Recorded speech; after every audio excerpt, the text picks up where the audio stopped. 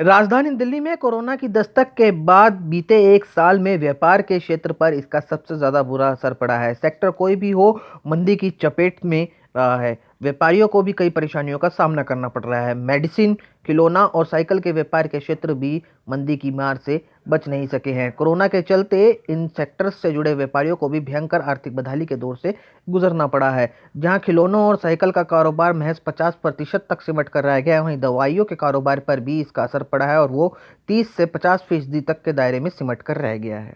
राजधानी दिल्ली में व्यापारियों को पिछले एक साल से कोरोना की वजह से व्यापार के हर एक सेक्टर में बड़े स्तर पर नुकसान उठाना पड़ रहा है। बात की जाए अगर दवाइयों के व्यापार की या फिर साइकिल और खिलौनों के व्यापार की, तो इन क्षेत्रों में भी व्यापारियों को बड़े स्तर पर पिछले एक साल में नुकसान उठाना पड़ा है। जहां दवाइयों का कारोबार 40 से 50% पर सीमित रह गया है, वहीं साइकिल और खिलौनों के कारोबार में भी हालात कुछ अलग नहीं है।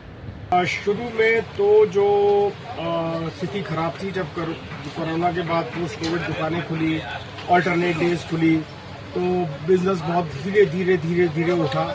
उस समय तो हमारी स्थिति ये थी, हमें पता ही नहीं था कि अनसर्टेनिटी बहुत ज़्यादा थी कि बिजनेस का हमारे होगा क्या। पर उसके बाद जुलाई अगस्त ऑनवर्ड्स बिजनेस में इम्प्रूवमेंट आई, दिवाली तक इम्प्रूवमेंट चलती रही, मगर उसके बाद से फिर से बिजनेस हमारा डाउन होना शुरू हो गया।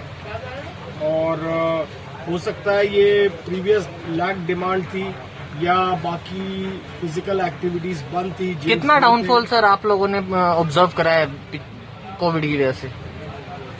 सर आज की डेट में टॉयज इंडस्ट्रीज में जो 2-3 महीने पिछले गए हैं, इनमें 20% से 30% डाउनफॉल है। और अब जो ये लास्ट 15 दिन दिख रहे हैं मुझे, 15 मार्च से लेकर के आज तक के अप्रैल का जो 20 दिन का टाइम है, इसमें मोर देन 60% डाउनफॉल है। ओवरऑल अगर हम पिछले साल मार्च से बात करें जब लॉकडाउन लगा था और आज तक कितना नुकसान हुआ है?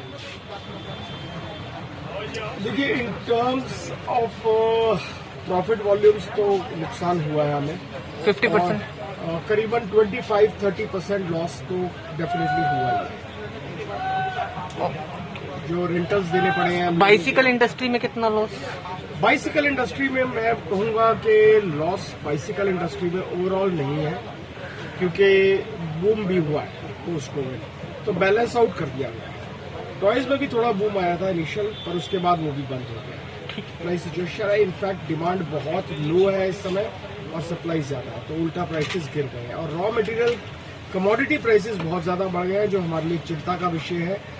देखिए, अगर आप दिल्ली की बात करें, मैं अपने दिल्ली की जो एशिया की सबसे बड़ी मार्केट है, यहाँ पे इस टाइम व्यापार 30% रह गया, 40%। उसका रीजन क्या है कि ट्रांसपोर्टेशन पीछे बंद रही, ट्रेन बंद रही, और 100, 200, 300 किलोमीटर से आने वाला जो व्यापारी है, जो कि ट्रेन से या बसेस से आता था या अपना व्हीकल लेकर आता था, वो नहीं पहुंच पा रहा था। कुछ कोविड का डर था और ट्रांसपोर्टेशन बंद थी, तो इस वजह से जो दिल्ली की सेल होती थी होलसेल मार्केट्स की, वो 30 से 40% की रह गई। सैनिटाइजर, मास्क जो पहले बिक रहे थे, एकदम से काफी कम होने शुरू हो गए, उसकी बिक्री में काफी कमी आई, गिरावट आई, क्योंकि कई चीजें हैं। एक तो सरकार ने और प्रधानमंत्री जी ने कहा कि आप रुमाल भी यूज कर सकते हैं और कॉटन का कपड़ा भी यूज कर सकते हैं। जो सैनिटाइजर मार्केट में बिक रहे थे या बन के आ रहे थे, तो लोगों ने वो कपड़ा कॉटन का भी यूज करना शुरू कर दिया और कॉटन के रुमाल भी यूज कर दिए, जिसकी वजह से काफी हद तक उसकी गिरावट आई। और स्टॉक भी काफी बन चुका था, कई लोग इस लाइन में नए आए, क्योंकि जब उस टाइम पेंडेमिक शुरू हुआ और रिक्वायरमेंट शुरू हुई, बहुत ज्यादा रिक्वायरमेंट थी, तो वो लोगों के पास स्टॉक भी पड़ा हुआ है। और धीरे धीरे फिर दोबारा से, क्योंकि बीच में सितंबर अक्टूबर में कम हो गया था कोरोना, तो लोगों के पास स्टॉक भी पड़ा है, मास्क भी पड़े हैं, रुमाल भी पड़ा यूज कर रहे थे। अब दोबारा से थोड़ी शुरुआत हुई है, पहले से फर्क है, मास्क वगैरह बिकने में आ रहे हैं। सर, ब्लैक मार्केटिंग जब तक मैं तथ्यों पे ही बोल पाऊंगा, जब तक कि आपके पास, मेरे पास कोई सबूत नहीं होगा कि कोई आदमी इसको बेच रहा है। जैसे कि कल हाल ही में बॉम्बे के अंदर एक आदमी पकड़ा गया 250 इंजेक्शन के साथ, तो जो पकड़ा गया तो वो सामने आता है, तो उसमें तो अब जो सरकार उस पर एक्शन लेगी, हम कुछ भी नहीं कर सकते कोई क्या कर रहा है। इंजेक्शंस को लेकर भी स्थिति जो है वो काफी क्लियर नहीं है, मैन्युफैक्चरिंग हो रही है नहीं हो रही है, इसके ऊपर क्या कुछ स्थिति है? देखिए, मैन्युफैक्चरिंग की तो मैन्युफैक्चर ही बता पाएंगे, लेकिन हाँ, रेमडेसिविर को लेके जो इंजेक्शन इस टाइम कोविड में चल रहा है, कुछ सिम्टम्स के अगेंस्ट उसको लगाया जा रहा है, हॉस्पिटल प्रिस्क्राइब डॉक्टर कर रहे हैं, तो उसकी अवेलेबिलिटी कम है, शॉर्टेज बहुत ज्यादा हो चुकी है, मार्केट में अवेलेबिलिटी नहीं है, कंपनी खुद ही प्रोवाइड कर रही है direct to hospital, direct to patient, online. Remdesivir को लेके जो एक मार्केट में स्केर्सिटी आ चुकी है और कंपनी की तरफ से हो सकता है कि मैन्युफैक्चरिंग में कुछ कमी आई हो या कम की हो, क्योंकि सितंबर अक्टूबर ऑनवर्ड जैसे कि देश में केसेस कम होने शुरू हो गए थे, खासकर दिल्ली के अंदर और मेट्रो सिटीज के अंदर, तो इसकी सेल भी गिरावट आ गई थी। और ये 1 साल की मैन्युफैक्चरिंग का बनता है, तो पिछले साल कई लोगों का स्टॉक खराब ही हुआ है। और उसके बाद सिप्ला ने शायद और दूसरी कंपनियों ने इस पर ज्यादा जोर नहीं देखा, क्योंकि उसकी ज्यादा जरूरत लगी नहीं। लेकिन 10 मार्च से एकदम से दोबारा से डिमांड आई है और हॉस्पिटल के अंदर इसकी डॉक्टर इसको प्रिस्क्राइब करना शुरू कर दिया है। तो इसको बनने की जो प्रक्रिया है इंजेक्शन को 10 से 18 दिन लगते हैं, उसके बाद ये बन के निकलता है और मार्केट में आता है। बहुत पड़ा है सर, इम्पैक्ट सेल परचेज को लेकर कम से कम 50% का फर्क पड़ रहा है हमें। किस तरह से करंट सिचुएशन को आप लोग देख रहे हैं, कैसा? करंट सिचुएशन काफ़ी ख़राब ही चल रही है जी, कोई अच्छी नहीं है और आगे भी लग रहा है कोई अच्छी कुछ खास रहेगी नहीं, क्योंकि अगर दोबारा लॉकडाउन गवर्नमेंट लगा देती है तो दिक्कत तो है।